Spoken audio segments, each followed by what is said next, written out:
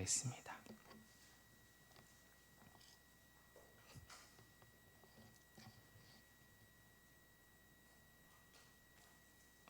같이 읽을까요? 시작. 온유한 자는 복이 있나니 그들이 땅을 기업으로 받을 것이미요. 아멘. 할렐루야. 이 수요예배에 나오신 모든 분들을 주의 이름으로 축복합니다. 우리 서로 축복할까요? 사랑을 축복합니다. 잘 나오셨습니다. 네, 감사합니다.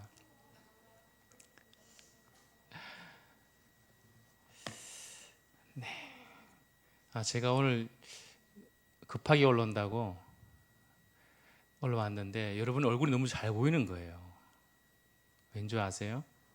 안경을 바꿔 끼고 와가지고 그래서 도수가 조금 멀리 보이는 그 잘 낀 안경을 껴서 여러분 얼굴을 잘 보니까 좋습니다. 어떤 분은 제가 다른 안경 쓰면 목사님 멀리 안 보이니 졸아도 모른다 이렇게 하시는 분이 계시 그랬다고 하는데 오늘은 잘 보입니다. 네. 네, 사랑하는 성도 여러분, 우리가 팔복을 보고 있어요. 팔복. 이런 팔복 우리 첫 번째 복이 뭐죠? 심령이 가난한 자는 복이 있나니 천국이 그들의 것임이요. 자, 두 번째 뭐죠? 애통하는 자는 복이 있나니 그렇죠. 그들은 너희는 위로를 받을 것이요. 자, 우리 여러분 팔복 정도 우리가 이게 암송하면 좋을 것 같아요. 그렇죠? 자, 오늘은 그 팔복 중에 한국 사람이 제일 좋아한다는 세 번째 복입니다. 왜일까요? 왜 세 번째 복을 좋아할까요? 아, 그렇죠. 땅을 좋아하기 때문에. 맞습니다. 예. 우린 유난히 땅에 대한 그런 소망이 있죠. 여러분, 땅 주시겠다 하니까 너무 무척 매력적이고 좋습니다. 저도 제 이름으로 된 한 뼘의 땅도 없는데 오늘 하나님께서 땅을 주신대요. 얼마나 감사해요. 우리 교회도 땅 좀 달라고 기도하고 있는데 여러분 참 오늘 말씀 한번 살펴보기 원합니다. 그런데요, 이 땅을 얻으려면 뭐가 필요하다 그랬어요? 온유, 그렇죠, 온유. 그래서 땅은 좋은데 온유한 자 되는 것은 참 그렇게 반갑지 않다라는 것입니다. 왜일까요? 현대인들은 온유란 말에 그리 매력적이게 느껴지지 않기 때문에 그렇습니다. 여러분 온유하면 어떻게 느껴져요? 좀 유약한 사람, 좀 우유부단하기도 하고 좀 이렇게 소심하는 것 같기도 하고 이런 그렇게 보이는 거죠.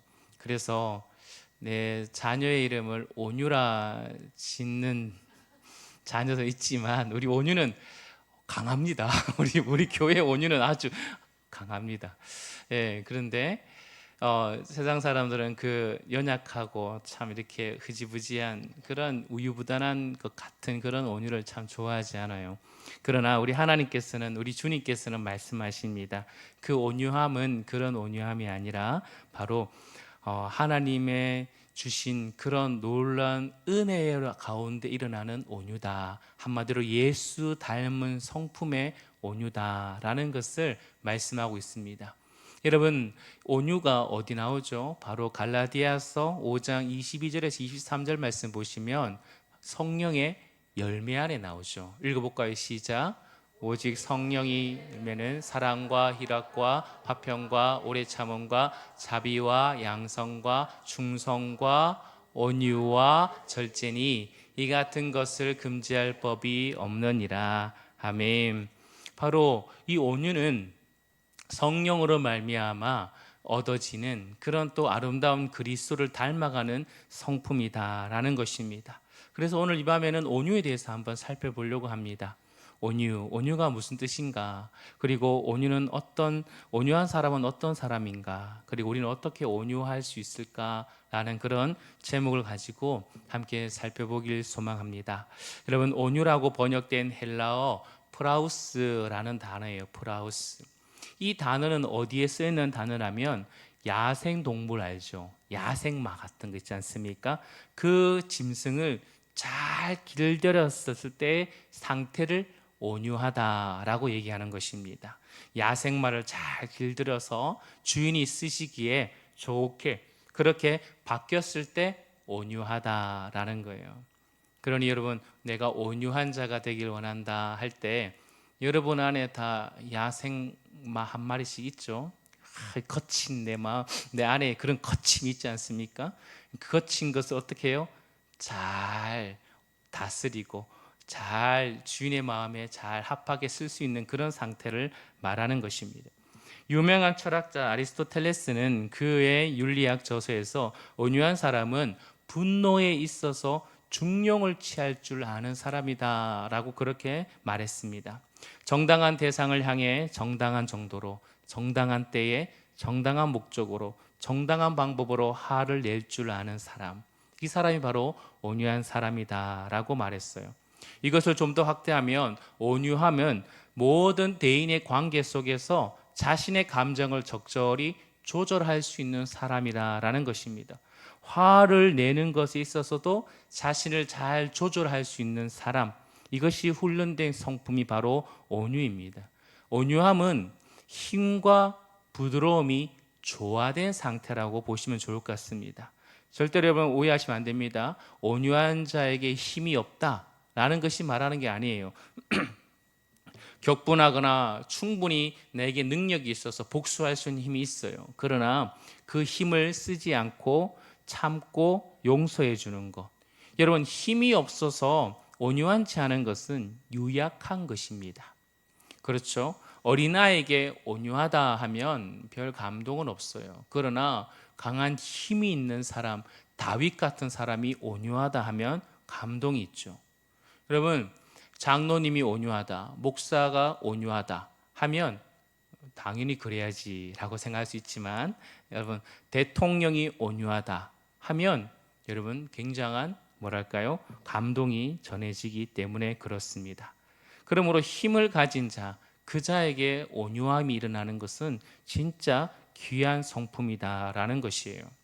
구약성경에서 말하는 온유한 사람, 이것은 기본적으로 하나님과의 태도에서 관계 속에서 나타나는 것인데요. 온유가 아까 전에 헬라어로 프라우스라고 말했는데 이것을 히브리어에는 아나우라라고 말합니다. 이 아나우는 겸손한 그리고 낮은 그런 온유한 여러 가지 말로 번역될 수 있습니다. 그러므로 구약적인 온유한 사람은 하나님에 대한 사랑과 그리고 순종과 겸손함, 그리고 그에 대해서는 하나님의 인도와 섭리에 대해서 잘 받아들이는 사람을 온유한 사람이다 라고 말하는 것이에요. 어떠한 일이 일어나도 분개하고 불평하지 않아요. 모든 일을 하나님께서 나에게 허락하신 것이라고 믿고 기꺼이 받아들이는 것입니다. 내 안에 일어난 것은 다 하나님의 최선의 방법이고 최선의 길이다라는 것을 인정하고 확신하는 거예요. 하나님의 모든 일은 바로 선하신 일이다라는 그 믿음 속에서 살아가는 사람, 이것이 바로 온유한 사람의 표본이라 할 수 있습니다. 여러분, 구약 성경에서 대표적인 온유함의 표본인 사람은 누구죠? 모세죠. 모세. 여러분, 모세, 그는 뛰어난 온유함에 대해서, 그의 온유함에 대해서 성경은 민수기 12장 3절 말씀에 이렇게 말씀하고 있습니다. 한번 읽어볼까요? 시작.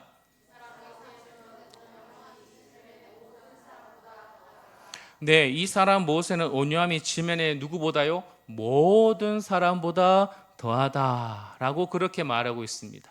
여러분, 이때 이 민수기 12장에 왜 이 말이 나왔습니까? 배경이 뭡니까? 모세가 애굽에서 430년간의 종살이로 살았던 이스라엘 백성들의 영도자로서 이제 광야를 지나가고 있는 중이었습니다. 시내 산에서 하나님의 약속의 말씀을 받았습니다. 그리고 하나님께 대한 놀라운 권위와 그리고 그 권력을 가지고 하나님의 그 대리자로서 이스라엘 백성들을 이끌어가는 최고의 리더였습니다. 아무도 함부로 모세에게 뭐랄까요? 대들거나 반항하거나 그렇게 도전할 수 없는 절대적인 권력이 모세에게 있었죠. 여러분, 그런데 모세의 온유함이 어떤 상황에서 이렇게 평가되었냐면, 모세가 이제 구스 여인을 취하는 일이 있었다는 것입니다. 이 구스 여인이 누굴까? 여러분, 여러 가지의 이렇게 논의가 있지만 어쨌든 구스 여인을 취할 때가 일이 있었습니다. 그때 누가 비방하죠? 그렇죠. 그의 형 아론, 그의 누이 미리암이 이제 딱 이때다 싶어가지고 모세를 나가서 비방을 시작합니다. 우리도 선지자다. 우리도 하나님 앞에 제사장이다.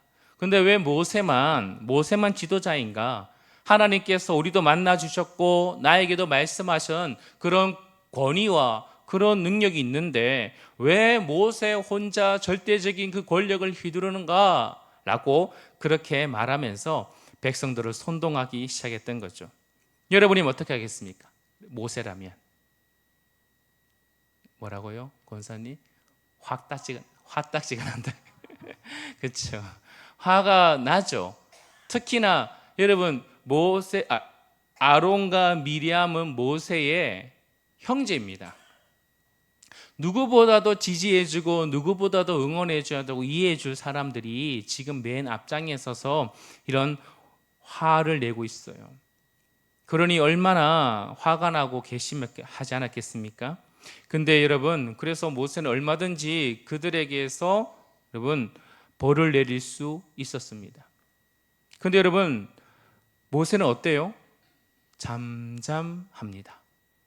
모세는 변명하지도 않고 화도 내지 않아요. 그리고 결국은 이 모든 일을 누가 알아서 해결해 주시죠? 하나님이 해결해 주신다라는 것입니다. 하나님이 다 해결해 줄 것을 잠잠히 기다리는 바로 모세입니다. 이 상황 속에 이 아까 전에 민수기 12장 3절 말씀이 나온 거예요. 이 사람 모세는 그 어떤 지면의 모든 사람보다 온유함이 더하다라고 말하는 것입니다. 여러분, 다른 사람의 비난이나 불평에 맞대응하지 않고 하나님 손에 전적으로 맡겨서 그 하나님의 처분에 순종하고자 하는 삶의 태도가 바로 온유한 자의 태도라라는 것을 우리는 기억해야 됩니다. 하나님께 대한 절대적인 복종의 자세, 하나님의 뜻하심이 있겠지, 하나님의 뜻하심에 선하신 일이 있겠지라는 것을 믿고 악을 악으로 대응하지 않고 악을 선으로 대하는 자세, 여러분 이것이 바로 온유한 자세입니다. 참 이 온유함 갖고 싶지 않습니까? 저도 온유한 자가 되고 싶은데 참 쉽지 않은 것 같아요. 여러분, 이 온유함의 그 가운데서도 완벽한 예를 들어진 최고의 성경의 여러분 온유한 자는 누구십니까? 우리 주님이십니다. 맞습니다. 예수님이십니다. 예수님의 성품 중에 가장 두드러진 특징은 이 온유함이다라고 볼 수 있습니다. 마태복음 11장 28절에서 30절 말씀 여러분 한번 같이 읽어볼까요? 시작.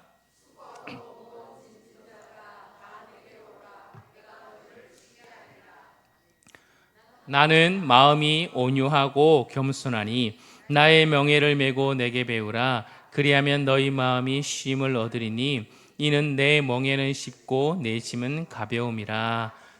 아멘. 여러분, 하나님은 예수님은 내 마음은 뭐한 자니? 온유한 자니라고 말씀하고 계십니다. 예수님은 세상에 계실 때 자신의 유익을 위해서는 한 번도 화를 안 냈어요. 와, 대단하지 않아요, 여러분? 여러분 화 한 번도 안 낸 분 계십니까? 없죠. 여러분, 예수님은 참 많은 조롱과 비난을 받았습니다. 경멸을 받았어요. 아, 나사렛에서 무슨 선한 것이 나오겠는가? 라는 그런 말이 제자가 될 사람의 입에서 들었습니다. 수많은 사람들에게 여러분 참 비난을 받았어요. 아, 저 촌동네에서 촌사람 이렇게 얘기하면서 참 경멸을 받았고 모욕을 받았습니다. 그것에 대해서 우리 주님은요 화를 내지 않았어요. 바리새인의 집에 초대를 받았습니다. 회당에서 연설을 하고 난 이후에 바리새인 시몬이 예수님을 자기 집에 초대했어요. 근데요 초대해놓고 마치 얼마나 무시를 하는지 발닦을 물도 주지 않고 입맞춤도 하지 않고 머리에 기름도 바르지 않고, 그건 가장 기본적으로 누군가 초대했을 때, 손님을 초대했을 때에 대한 예우인데 주님을 마치 자기의 그런 꺼다란 보리자처럼 초대해놓고 완전히 무시하는 그런 무례의 대우를 했습니다. 그때도 우리 주님은요 화를 내지 않았습니다. 어떠한 비난과 비방, 모욕을 당해도 예수님은 온화함으로 그들에게 하나하나 설명해 주셨어요. 그리고 이해해 주셨고 또 온유함으로 대하셨던 그런 우리 주님이십니다. 온유함의 성품은 주님께서 재판받는 그날 그 순간에도 빛을 발하고 있습니다. 마가복음 14장 60절에서 61절 말씀을 한번 볼까요? 시작. 대제사장이 가운데 일어서서 예수에게 물으되 너는 아무 대답도 없느냐? 이 사람들이 너를 치는 증거가 어떠하냐 하되 침묵하고 아무 대답도 아니하고. 여기까지 볼까요? 여러분, 그 재판장에서 묻죠. 너는 왜 아무 대답이 없느냐? 이 사람들이 너를 치는 증거가 어떠냐라고 침묵할 때 침묵하고 아무 대답을 아니하신 우리 주님이십니다. 주님이 능력이 없어서요? 아니요. 주님은 12영을 데리고 와서 모든 걸 쓸어버릴 수 있는 하나님, 능력의 하나님이시라는 것입니다. 그러나 그의 온유함, 도살장에 끌려가는 그 양이 아무 말 없이 묵묵히 끌려가는 것처럼 그는 한없이 순전한 어린 양으로서 온유함으로써 그렇게 그 모든 사명을 감당했던 우리 주님이십니다. 그런데 여러분, 예수님이 화를 내는 적이 있죠. 언제 화를 냈어요? 자기의 유익과 자기가 비방받는 것, 자기가 모욕받는 것에 대해서는 화를 내지 않으셨어요. 그런데 언제 화를 냈죠? 백성의 유익을 위해서. 백성의 유익을 위해서는 화를 내셨습니다. 여러분, 성전에 들어가서 경건하게 기도하기를 원하는 사람들이 뭐 하고 있었어요? 장사를 하고 있는 거예요. 판을 깔아놓고 거기서 막 장사를 하니까 기도도 못하지. 그리고 거기에서 짐승을 와가지고 파는데 부당한 이익, 엄청난 이익을 취하고 있지. 그렇게 할 때 주님 어떻게 했어요? 그래요. 상을 엎었어요. 상을 엎고 해초리를 만들어가지고 맞죠? 그러면서 독사의 자식들아 라고 말하면서 굉장히 화를 내셨던 우리 주님이십니다. 여러분, 이게 온유함입니다. 화가 없는 게 온유함이 아니라 여러분, 자신을 향해서는 뭐예요? 한없이 부드럽고 온유하고, 누구든지 나에게 어떤 맹렬한 공격을 하더라도 조롱하고 비방하고 그런 모욕을 하더라도 그 모든 것이 하나님 안에서 다 해결될 것이라는, 하나님이 하시는 것을 다 믿기에 여러분, 우리는 악을 악으로 갚지 않고 선함으로 받아들이는 거예요. 그래서 여러분, 좀 쿠션이 좋은 사람이 돼야 돼요. 여러분, 쿠션 좀 하나씩 갖고 계셔야 돼요. 누군가가 툭 치면 그것을 잘 품어내서 이렇게 쑥 들어가면 안 됩니다. 그럼 쿠션 고장 난 거예요. 어떻게? 그래서 잘 다시 이렇게 원상복귀할 수 있도록 이렇게 좋은 쿠션을 가진 사람이 온유한 사람이에요. 그러나 여러분, 또한 불의를 보고, 여러분 부당한 것을 보고, 하나님의 그런 집에 엉뚱한 하나님의 그런 예배의 그런 방해를 보고 가만히 있으면 돼요, 안 돼요? 안 돼요. 분명한 하나님의 기준을 가지고 여러분 분명하게 거기에 대한 화를 가지고 있어야 돼요. 그게 바로 거룩한 하고, 그게 바로 가지고 있는 사람이 온유함입니다. 사랑하는 성도 여러분, 그렇다면 우리는 어떻게 모세처럼, 예수님처럼 온유해질 수 있을까요? 예수님 말하는 온유함은 절대 저절로 되는 것이 아닙니다. 여러분, 온유함의 성품은요, 여러분 스스로 그냥 뭔가 이렇게 자동적으로 예수 믿기 때문에 되는 성품이 아니라는 거예요. 우리 속에는 잘못하면 여러분, 누구든지 이 분노라는 이 폭발 장치가, 기폭제가 하나씩 다 있어요. 여러분, 이것을 잘 다스려야 돼요. 강력한 폭탄이죠. 누군가가 내 안에 이걸 탁 건들면 다른 건 다 괜찮은데 나의 아킬레스건, 내 안에 있는 상처, 그렇죠? 어떤 사람은 보면 이제 공부에 대한 한이 있어. 다른 거 말하면 다 괜찮아요. 근데 이 공부에 대해서 탁 건드는 거예요. 니는 어디도 못 가본 게 이렇게 다 하면은 어느 순간 내 안에 이제 막 그게 팍 폭발하지 않습니까? 그러니 여러분, 분노를 잘 다스리는 사람은 온유한 자가 될 수 있고, 여러분 안 그러면 못 다스리면 분노하는 자가 될 수밖에 없다라는 것입니다. 그래서 온유는요, 선천적인 성품이 아니라 후천적 성품이라 보시면 돼요. 그래서 성령의 열매라고 말하지 않습니까? 그러니 여러분 온유한 훈련을 하셔야 돼요. 온유한 훈련. 말씀과 기도를 통해서 마음을 잘 다스려야 됩니다. 여러분의 모난 것을 자꾸 깎아내셔야 돼요. 욥기를 보십시오. 욥은 수많은 고난 속에서 그는 자꾸 깎이면서 결국은 하나님께 온전히 맡기며 하나님을 알게 될 때 내 안에 진정한 온유함이 일어나게 되는 것이죠. 여러분 억울한 상황 속에, 손해보는 상황 속에 여러분 당황하지 마셔야 됩니다. 즉각적으로 내 마음의 성질이 일어난다고 해가지고 바로 탁 튀어나오면 안 돼요. 지금 제 아내가 보고 있지만 이거 다 제 얘기입니다. 그래서 그냥 듣자마자 그냥 생각도 안 하고 화가 딱 와갔기 때문에 막 바로 분노하고 격한 말로 해서는 안 된다는 것이죠. 잠깐 멈출 수 있어야 돼요. 훈련하는 자세가 우리에게 늘 있어야 되는 것입니다. 여러분 그러나 또 훈련만으로 되지는 않죠. 오늘 팔복의 순서를 잘 보십시오.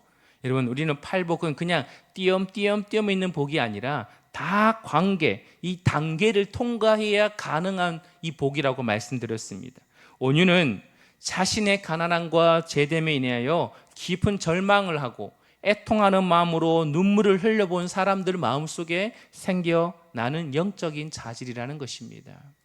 여러분 그래서 우리는 온유한 사람이 되기 위해서 전적으로 하나님 앞에, 창조주 하나님 앞에 나는 절대적인 피조물입니다 라는 그런 심령의 가난함을 가지고 있는 사람, 그리고 나의 죄와 다른 사람의 죄에 대한 눈물이 가득하여 회개하며 애통할 줄 아는 사람, 여러분 그래야만이 자신의 삶 전체가 하나님의 뜻에 복종되고 신뢰하고 결국은 대인의 관계 속에서 내가 악을 악으로 감지 않고 선을 행하는 온유한 사람이 될 수 있다라는 것입니다. 그래서 온유한 사람이 어떻게 될 수 있다고요?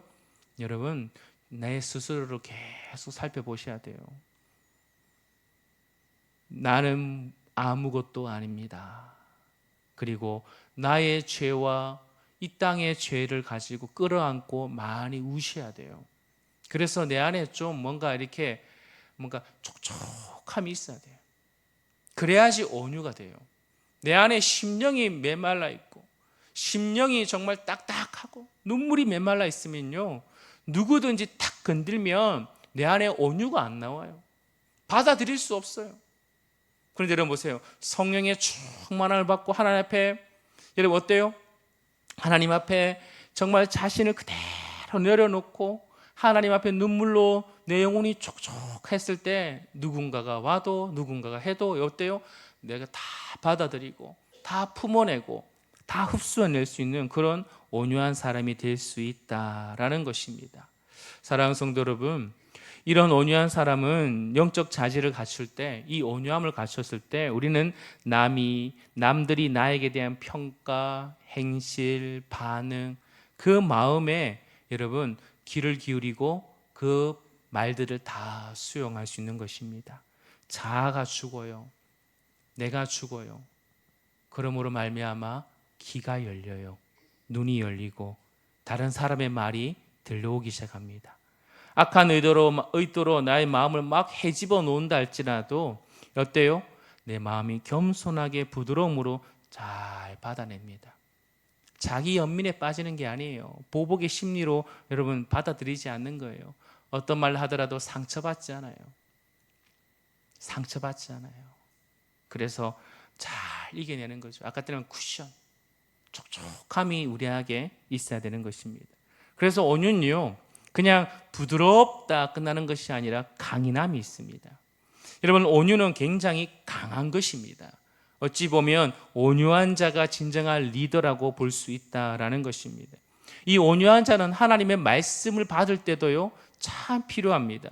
야고보서 1장 19절에서 21절까지 말씀을 한번 볼까요? 시작. 내 사랑하는 형제들아 너희가 알지니 사람마다 듣기는 속히하고 말하기는 더디하며 성내기도 더디하라. 사람이 성내는 것이 하나님의 의를 이루지 못함이라. 그러므로 모든 더러운 것과 넘치는 악을 내버리고 너희 영혼을 능히 구원할 바 마음에 심어진 말씀을 온유함으로 받으라 라고 말씀하십니다. 하나님의 말씀을 받을 때도 온유함으로, 정말 말하기 성내는 것도 더디하고 말하는 것도 이제 그러므로 하나님의 그 온유함으로 말씀을 받아낼 때 우리가 진정한 온유함으로 바뀌는 거죠. 교회 생활에도 여러분 온유함이 필요합니다. 에베소서 4장 1절에서 2절 말씀을 같이 볼까요? 에베소 4장 1절에 2절 시작. 그러므로 주 안에서 갇힌 내가 너희에게 권하노니 너희가 부르심을 받은 일에 합당하게 하여 모든 겸손과 온유로 하고 오래 참음으로 사랑 가운데 서로 용납하고. 아멘. 여러분, 성령께서 우리를 하나 되게 하셨습니다. 평안의 띠로 우리를 하나 되게 하셨어요. 여러분, 우리가 하나 되기 위해 힘쓰는 자들이 아니라 하나님께서 이미 우리를 하나 되게 하셨어요. 그러므로 하나됨을 지키기 위해 힘쓰는 자가 되어야 됩니다. 여러분, 그럴 때 위해 뭐가 필요하다고요? 온유함이 필요해요. 온유함. 교회에서 좀 온유한 사람이 많았으면 좋겠습니다. 여러분, 그것이 교회의 화합을 일어날 수 있는 중요한 열쇠다라는 것입니다. 물론 여러분, 교회에서는 교회의 지도자의 성품에도 온유함이 절대적으로 필요합니다. 디모데후서 2장 24절에서 25절 말씀 볼까요? 시작.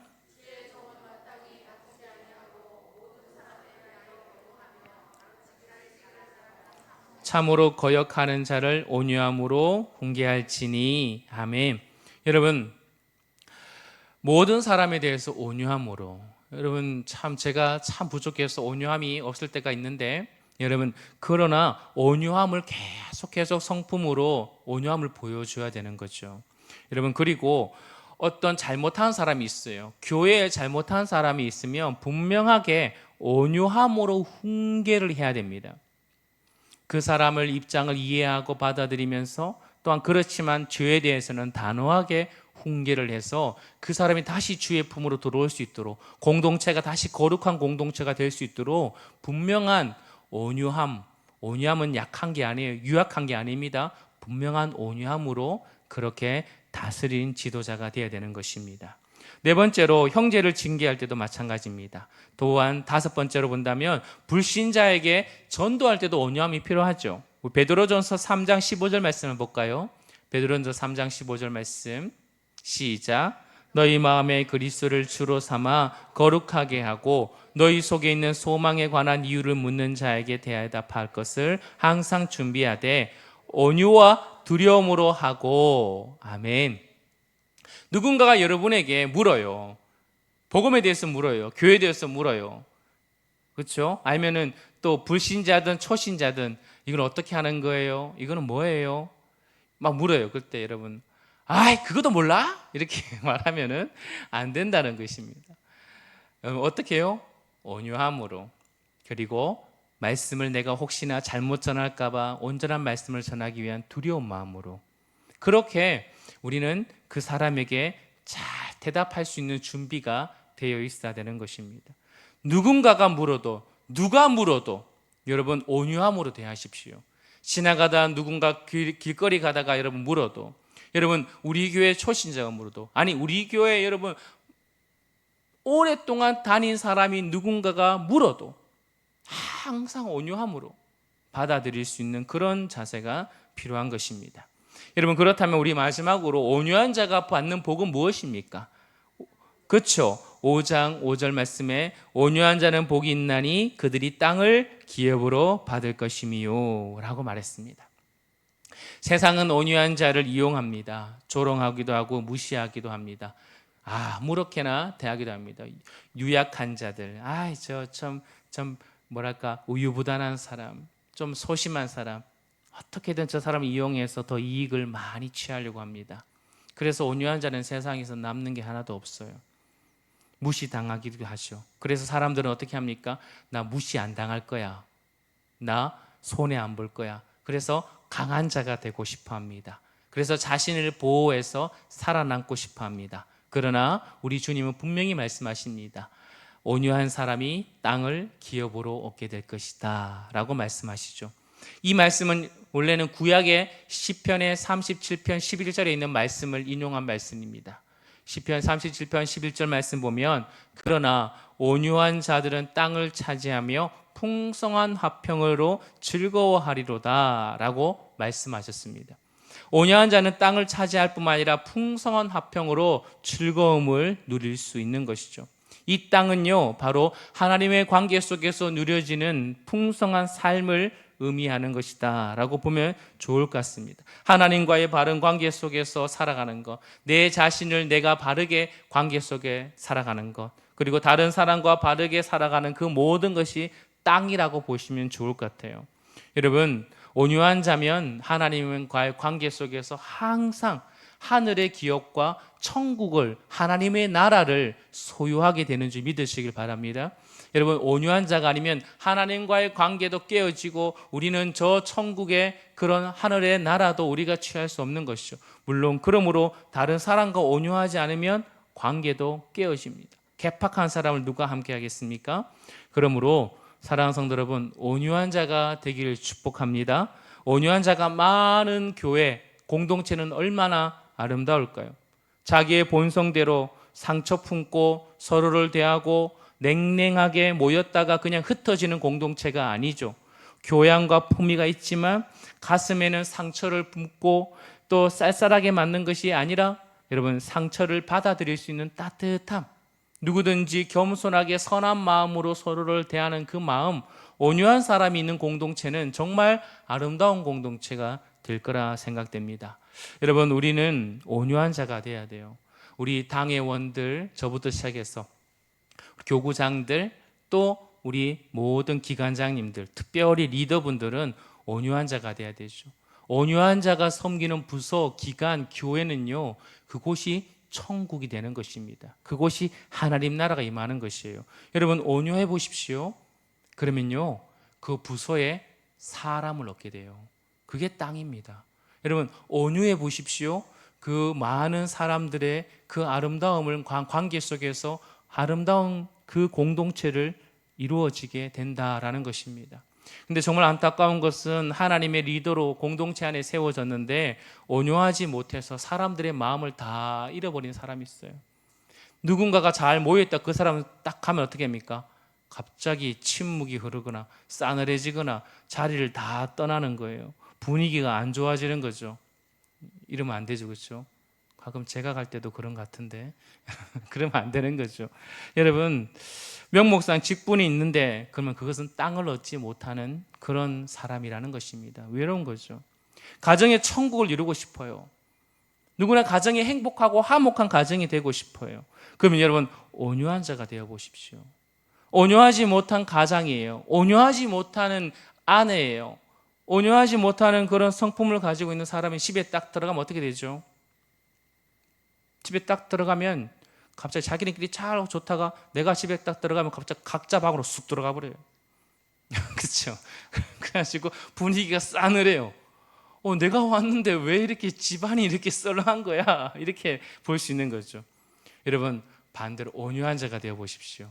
그러면요, 방에 있던 자녀도 아내도 다 거실로 나옵니다. 그래서 온유한 자가 함께 그 가정에 천국을 얻게 되는 거죠. 아내가 땅이에요. 그 뭡니까? 온유한 성품이 있는 남편이 아내를 얻을 수 있는 거예요.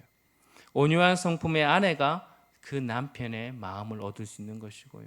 온유한 부모가 자녀의 마음을 얻을 수 있는 것입니다. 아무리 대굴 같은 집에 살아도 여러분, 온유한 자가 아니라면 그곳은 황망하고 정말 쓸쓸한 곳이 될 수 있지만 초가집에 살아도 작은 집에 살아도 온유한 자가 함께 살아가면 그곳이 하나님의 나라요 천국인 줄 믿으시길 바랍니다. 여러분, 그러므로 말씀을 마무리하겠습니다. 온유한 자가 진정한 복이 있습니다. 우리 안에 이것은 한 번에 이루어지지 않습니다. 여러분, 저도 조금은 이렇게 흉내를 내지만 제가 성질이 참 먹었거든요. 근데 참 이 과정 속에서 조금씩 계속 다듬어지는 것 같아요. 다듬어지는 것 같아요. 여러분, 그러므로 내 안에 있는 고집, 아지, 교만, 욕심, 성령님께 여러분 다 내려놓으시길 바랍니다.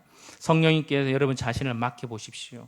그러면요, 여러분의 성령께서 여러분을 다듬어 가시고 여러분이 아름다운 성품으로 만들어 가실 것입니다.